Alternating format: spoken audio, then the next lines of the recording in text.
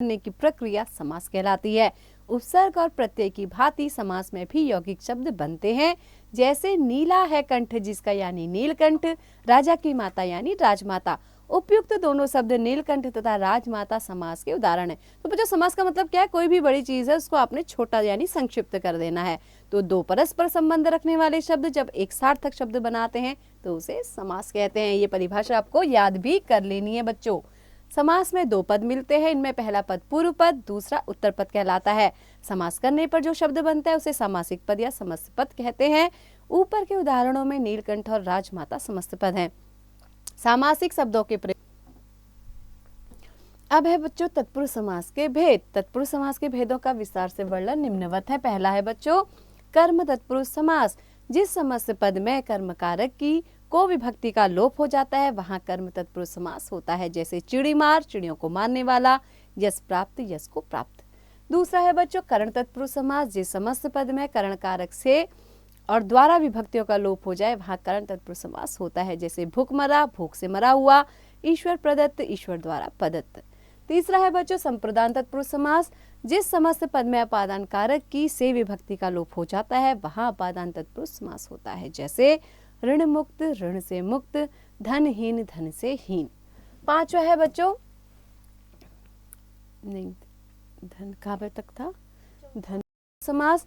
जिस समस्त पद में अपादान कारक की से विभक्ति का लोप हो जाता है वहां अपादान तत्पुरुष समास होता है, जैसे ऋण मुक्त, ऋण से मुक्त, धनहीन, धन से हीन। पांचवा है बच्चों नहीं धन काव्य तक था धन समास। जिस समस्त पद में अपादान कारक की से विभक्ति का लोप हो जाता है वहां अपादान तत्पुरुष समास होता है, जैसे ऋण मुक्त, ऋण से मुक्त, धनहीन, धन से हीन। पांचवा है बच्चों नहीं धन काव्य तक था धन समास।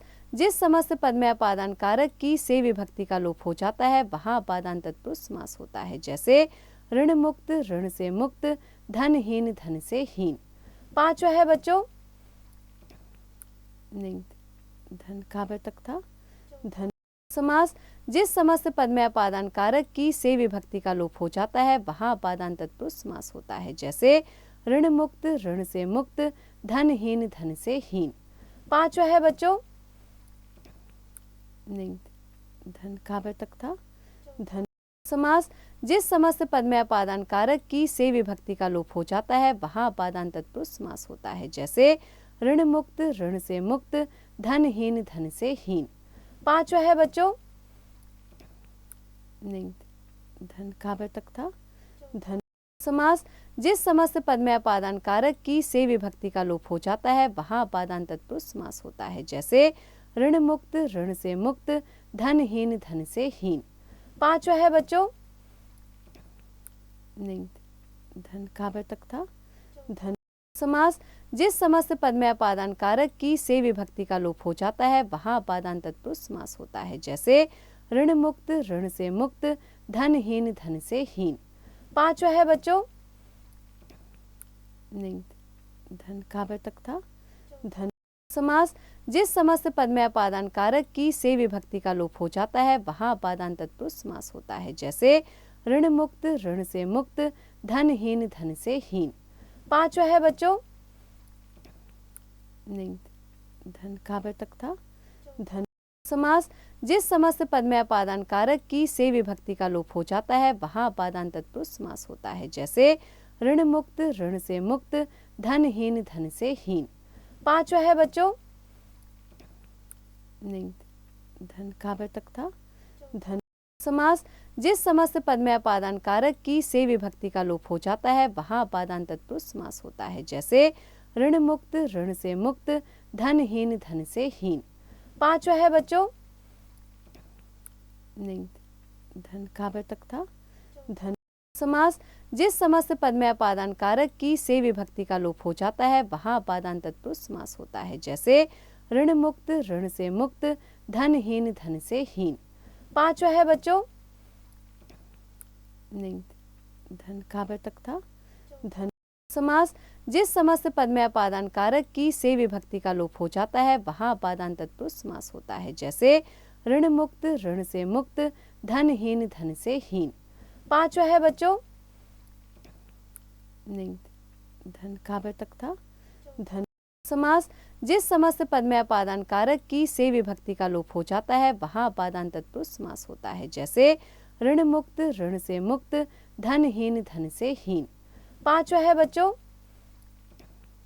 नहीं धन कहाँ पर तक था, धन समास जिस समस्त पद में अपादान कारक की से विभक्ति का लोप हो जाता है वहां अपादान तत्पुरुष समास होता है, जैसे ऋण मुक्त ऋण से मुक्त, धनहीन धन से हीन।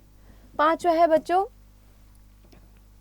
नहीं धन कहाँ पर तक था, धन समास जिस समस्त पद में अपादान कारक की से विभक्ति का लोप हो जाता है वहां अपादान तत्पुरुष समास होता है, जैसे ऋण मुक्त ऋण से मुक्त, धनहीन धन से हीन। पांचवा है बच्चों,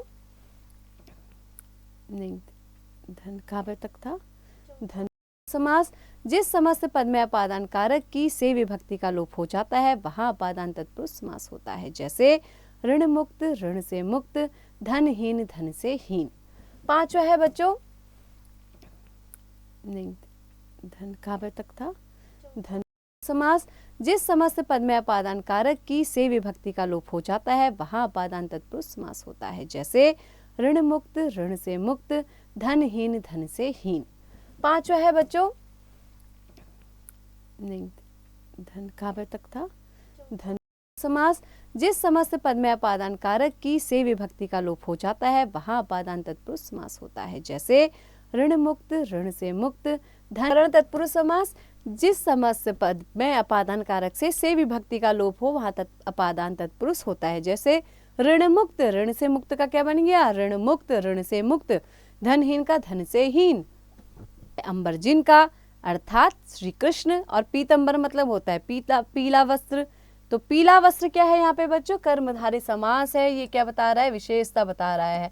लेकिन यहाँ पे क्या है, दो जो पद है वो प्रधान न होकर कोई अन्य पद प्रधान हो जाएगा, वो क्या है, श्री कृष्ण बहुव्रीहि समास। अब देखते हैं द्विगु और बहुव्रीहि समास में अंतर। यदि समस्त पद में पहला पद संख्यावाचक हो तो द्विगु समास होता है, और यदि दोनों पदों के मेल से कोई अन्य अर्थ निकल रहा हो तो बहुव्रीहि समास माना जाता है। जैसे चतुर्भुज मैंने कहा चार भुजाएं, यानी केवल चार भुजाएं कहूंगी तो द्विगु समास होगा, क्योंकि पहला पद संख्यावाचक है, चार को दिखा रहा है, चतुर है ना। लेकिन चार हैं भुजाएं जिनकी मैं कह दूं, अर्थात भगवान विष्णु मैंने कह दिया तो ये अन्य अर्थ निकल रहा है, तो ये बहुव्रीहि समास हो जाएगा। अब बच्चों संधि और समास में क्या अंतर है। संधि दो वर्णों के बीच होती है, इसमें विभक्ति या कोई शब्द लुप्त नहीं होता, जैसे विद्याधनालय विद्यालय, सप्तधन ऋषि सप्तर्षि। लेकिन समास दो पदों के बीच होता है, समास होने पर विभक्ति या शब्द लुप्त भी हो जाते हैं, जैसे रसोई के लिए घर, रसोई घर यानी के लिए हट गया, यथाशक्ति यानी शक्ति के अनुसार। तो बच्चों आइए एक बार इसका दोहराव भी कर लेते हैं। आपने क्या क्या जाना समास के बारे में। दो परस्पर संबंध रखने वाले शब्दों को पास लाकर एक सार्थक शब्द बनाने को समास कहते हैं। समास करने पर जो शब्द बनता है उसे समस्त पद या सामसिक पद कहते हैं। सामसिक पद को अलग अलग करने की क्रिया को समास विग्रह कहते हैं। समास के 6 भेद होते हैं, अव्ययीभाव समास, तत्पुरुष समास, द्वंद्व समास, द्विगु समास, कर्मधारय समास और क्लास 7 हिंदी व्याकरण चैप्टर 16। हेलो बच्चों, कैसे हैं आप सब। आशा करती हूँ कि आप सब बहुत अच्छे होंगे और बहुत मज़े में होंगे। बच्चों आपकी पढ़ाई भी कैसी चल रही है, आशा करती हूँ कि अच्छी ही चल रही होगी। तो बच्चों आज हम पढ़ रहे हैं उपसर्ग एवं प्रत्यय के बारे में, यानी कि जिनको हम कहते हैं प्रीफिक्स एंड सफिक्स। तो बच्चों सबसे पहले जानते हैं उपसर्ग यानी प्रीफिक्स के बारे में। उपसर्ग शब्द दो शब्दों से मिलकर बना है। उप का अर्थ होता है बच्चों निकट और सर्ग का अर्थ होता है रचना या निर्माण। अतः उपसर्ग का अर्थ हुआ नए अर्थ वाले शब्दों को बनाना। तो बच्चों कई बार शब्दों से पहले कुछ शब्दांश जुड़ करके उसके अर्थ में या तो परिवर्तन कर देते हैं या कुछ विशेषता ला देते हैं। इन शब्दांशों को ही हम Write 2 rhyming word for each of the following. Still, so you can write hill, mill,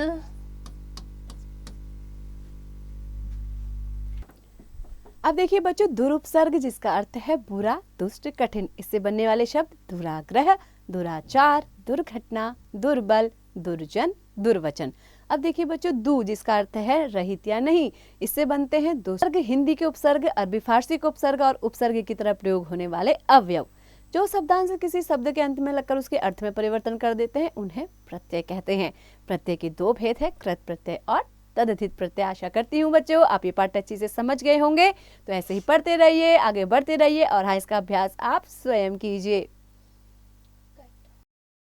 शब्दांश किसी शब्द के अंत में लगकर उसके अर्थ में परिवर्तन कर देते हैं उन्हें प्रत्यय कहते हैं।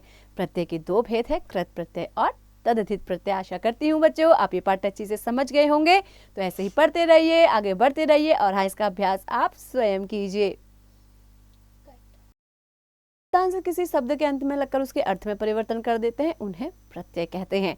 प्रत्यय के दो भेद है, कृत प्रत्यय और तदधित प्रत्यय। आशा करती हूँ बच्चों आप ये पाठ अच्छी से समझ गए होंगे। तो ऐसे ही पढ़ते रहिए, आगे बढ़ते रहिए और हाँ, इसका अभ्यास आप स्वयं कीजिए। शब्दांश किसी शब्द के अंत में लगकर उसके अर्थ में परिवर्तन कर देते हैं उन्हें प्रत्यय कहते हैं। प्रत्यय के दो भेद है, कृत प्रत्यय और तदधित प्रत्यय। आशा करती हूँ बच्चों आप ये पाठ अच्छी से समझ गए होंगे। तो ऐसे ही पढ़ते रहिए, आगे बढ़ते रहिए और हाँ, इसका अभ्यास आप स्वयं कीजिए। शब्दांश किसी शब्द के अंत में लगकर उसके अर्थ में परिवर्तन कर देते हैं उन्हें प्रत्यय कहते हैं। प्रत्यय के दो भेद है, कृत प्रत्यय और तदधित प्रत्यय। आशा करती हूँ बच्चों आप ये पाठ अच्छी से समझ गए होंगे। तो ऐसे ही पढ़ते रहिए, आगे बढ़ते रहिए और हाँ, इसका अभ्यास आप स्वयं कीजिए। शब्दांश किसी शब्द के अंत में लगकर उसके अर्थ में परिवर्तन कर देते हैं उन्हें प्रत्यय कहते हैं। प्रत्यय के दो भेद है, कृत प्रत्यय और तदधित प्रत्यय। आशा करती हूँ बच्चों आप ये पाठ अच्छी से समझ गए होंगे। तो ऐसे ही पढ़ते रहिए, आगे बढ़ते रहिए और हाँ, इसका अभ्यास आप स्वयं कीजिए। हिंदी व्याकरण चैप्टर 17। हेलो बच्चों, कैसे हैं आप सब? आशा करती हूँ कि आप सब बहुत अच्छे होंगे और बहुत मज़े में होंगे और आपकी पढ़ाई भी बहुत अच्छी चल रही होगी। तो बच्चों आज हम पढ़ने जा रहे हैं एक बहुत ही महत्वपूर्ण पाठ जिसका शीर्षक है अलंकार यानी कि फिगर्स ऑफ स्पीच। तो बच्चों अलंकार का शाब्दिक अर्थ होता है आभूषण। जिस प्रकार स्त्रियां अपने आप को आभूषणों से सजाती हैं उसी प्रकार कवि या लेखक भाषा को शब्दों से सजाते हैं अर्थात अलंकृत करते हैं। भाषा के इन्हीं आभूषण शब्दों को अलंकार कहा जाता है। अलंकार के प्रयोग से भाषा प्रभावशाली एवं आकर्षक बन जाती है। अलंकार काव्य को सजाते हैं। आइए बच्चों अब जानते हैं अलंकार के भेद यानी कि kinds of figures of speech. बच्चों साहित्य में कई शब्दों के प्रयोग से उसके सौंदर्य में वृद्धि होती है तो कई अर्थ में चमत्कार उत्पन्न करके काव्य के सौंदर्य का अलंकरण किया जाता है। इसी आधार पर अलंकारों को निम्नलिखित 3 भागों में बांटा जाता है। पहला है बच्चों शब्दालंकार, जहाँ काव्य में केवल शब्द का चमत्कार हो वहाँ से। Prepositions of direction that denote the direction or the movement of the person of thing, like into, across, toward, along, over, ये क्या हो जाएंगे? Preposition of direction. Like the frog jumped into the pond, किस तरफ? Pond की तरफ या pond के अंदर जंप किया। They walked along the river, river की साइड में वॉक किया। Next, preposition of time that is used to indicate the time, for example in, at, on, by, during, until। Time के लिए यूज करते हैं। Our class begin at 9 AM, she will come by 5 AM, तो time को बता रहा है। Next, underline the prepositions and circle their object in the given sentence। The bus will stop at the bus station, तो at क्या हो जाएगा? at हमारा prepositions हो जाएगा and bus stand हमारा क्या हो जाएगा? object। Next, fill in the blanks with the appropriate prepositions from the bracket। She always travel by train, in train नहीं आएगा, by train। Next, complete the following paragraph with the suitable prepositions। In August 2008, so इस तरीके से आपको correct preposition का use करके paragraph को complete करना है। Clear? So here we end the chapter. I hope chapter आपको समझ में आ गया है। Now to practise it.